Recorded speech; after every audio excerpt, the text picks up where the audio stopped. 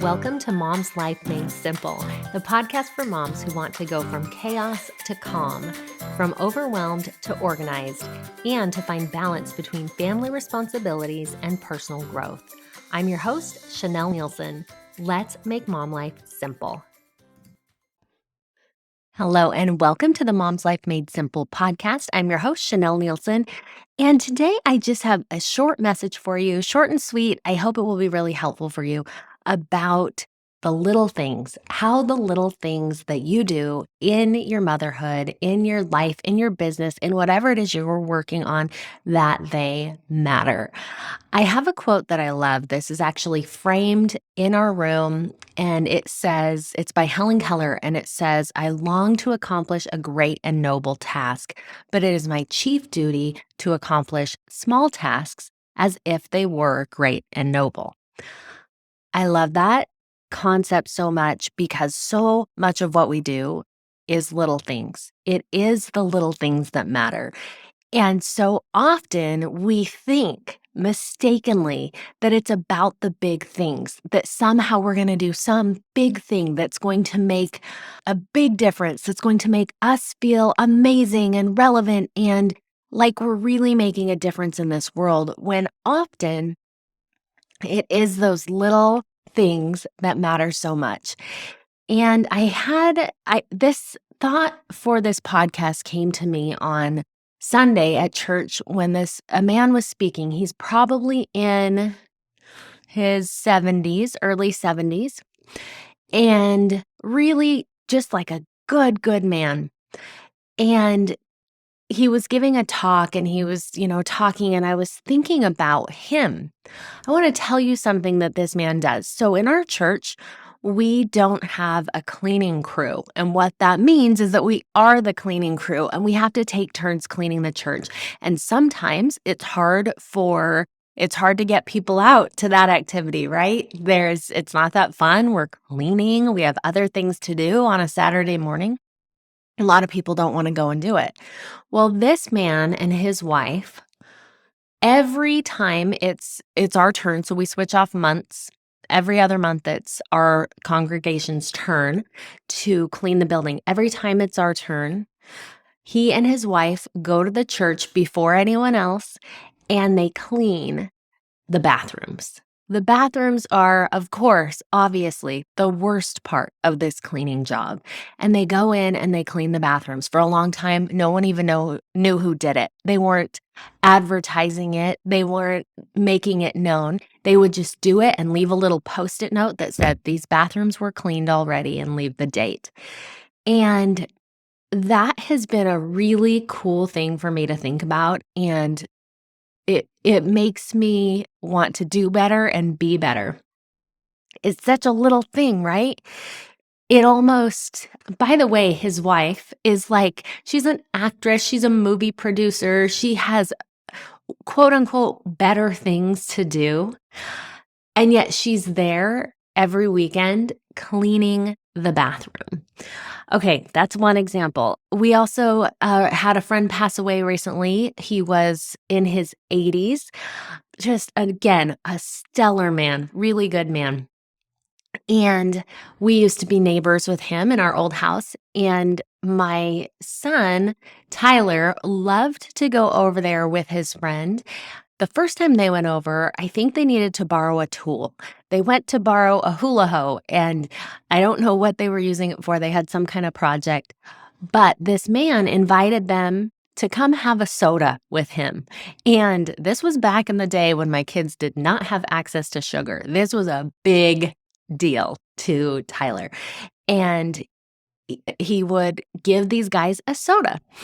And so then they started looking for opportunities to go over there, and they would go offer to serve, offer to weed his garden, and just to spend time with him because he cared enough to have his fridge stocked with Shasta Cola and give these boys, Shasta orange drink, I guess that's not cola, and grape punch or whatever it's called, and give these boys a soda.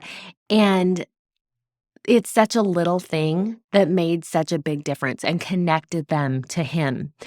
Another example, there was a man again at church, who, whenever we had a church activity, he was the cleanup crew. He was the last one there. He would stay until every streamer was off the wall and every chair was put away. And he just, it's a thankless job. Everyone else is gone. No one really knows that you're there doing it. And yet every time he's the last one there and was just there to help and pitch in. Another example that came to mind, where I currently live, there's a woman who's a runner.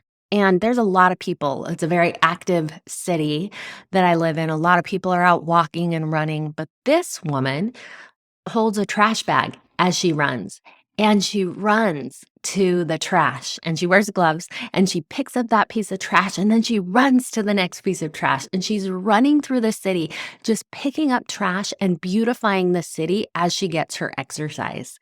Isn't that beautiful? It's just a little thing, so simple, so easy to do. And yet she's out there getting her exercise and picking up the trash. And then the last one that came to mind, in our neighborhood, someone did some graffiti on like a brick wall. And I saw it and I was like, oh, that stinks. That was the extent of where I went with that in my mind. Like, man, that's too bad that happened. And a couple days later, I saw a family, a mom and her two sons, out there with paint that they had gone to the store and purchased, just painting over that graffiti and painting the wall. Such a beautiful little thing that they did to beautify and fix what was wrong in our community. One last example that just came to me. We don't know what happened. There was a homeless man. We saw him. I saw him, but then a couple hours later, when my husband came home, he just saw his stuff. And this was right down the hill from our house. And we never did see this man again. We don't know what happened to him, but his stuff was just left there in just kind of junking up the neighborhood, right? He had his cart and he had just all his goodies that he'd gotten from dumpsters, and all of his stuff was spread out on the sidewalk. And my husband decided that he was going to take care of that. And so he loaded up the shopping cart and went and returned it to the right spot. He got the things that could be thrown away in our trash can and threw them away, and he just took care of it. These examples are just little tiny things. They're little. They didn't take long. They didn't take a lot of money. They didn't take a lot of even forethought in most of the instances. They just little things that people decided to do. But the little things matter. They matter to the person doing them because they build their character, right? When we are the one who takes the time to do those things, it builds character. It matters to other people. Like, every time I go by the wall that was painted, I don't have to see that graffiti because someone took the time to paint over it. And doing those little things, when you happen to catch a moment like that and you see someone do it, I don't know about for you, but for me, you can probably hear it in my voice that I'm having to fight back tears this whole episode because it just touches me so deeply that people do those little things. Man, it speaks to me like spirit to spirit. I see what they're doing and I want to be better. I want to do those little things that matter because those are the things, those are the moments, those are the true definition of our character. I remember a quote I really liked in high school said something like, "Character is who you are in the dark." Yes, I happen to know about all of these experiences, but these are not things that these people are making a big deal about, writing a blog post about, being really out in the open about what they're doing. They're just quietly going about doing good. That is the kind of person that I want to be. When we do these little things, these little acts of service, they also connect us with others. They allow us to deepen those relationships. They allow us to feel more connected to our community, to our church, to our family, to whoever it is. Okay, deep breath. So, what little things can you do? What little things are you inspired to do? Additionally, what little things are you already doing that you don't give yourself credit for because they aren't the big things? You know, I want you to think through your day. There are so many simple little things that you're doing that matter so much to the people around you. They matter. What you're doing matters. Couple of things. Hugs and kisses. This is something we try to do in our family when people are coming or going. You matter. That connection matters. And it's a little thing that matters. Saying prayers together as a family, doing the laundry. I remember a man once who was talking about how he opens his drawer to get dressed every morning, and there are his clothes all folded. And he kind of joked, I wonder how they get there. And yet they get there because of love, because of his wife taking that time to do this act of service, this small little thing that allows him to just seamlessly go about his day, get dressed, and his clothes are there.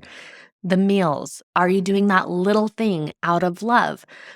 Shopping, maybe buying something a little special, a little extra for someone in your family or someone out of your family, even just because you know that they like it and because you're thinking of them. Driving your kids around, sending a text to someone, or even just smiling at a stranger. The little things that you do matter. I hope that you have felt the power of that. I hope you'll continue doing those little things that you're already doing. And I hope you'll look for opportunities to do little things that really do make a difference. I'll just repeat the quote I started with at the beginning from Helen Keller. I long to accomplish a great and noble task, but it is my chief duty to accomplish small tasks as if they were great and noble. So, my friends, go out, keep doing those little tasks as if they were great and noble because they are. All right. I'll see you next time. Thank you for being here. Bye. Thanks for listening to Mom's Life Made Simple. Need some help making your mom life simple? I offer group coaching programs using my 4-step method called the Mom's Method. This is a process of manifestation, organization, mobilization, and simplification that will give you the balance, progress, and joy you're looking for. Visit ChanelNielsen.com or find me on Instagram or Facebook at Chanel Nielsen Coaching. I love to hear from you. Reach out with your questions, your feedback, and let me know how I can help make your mom life simple.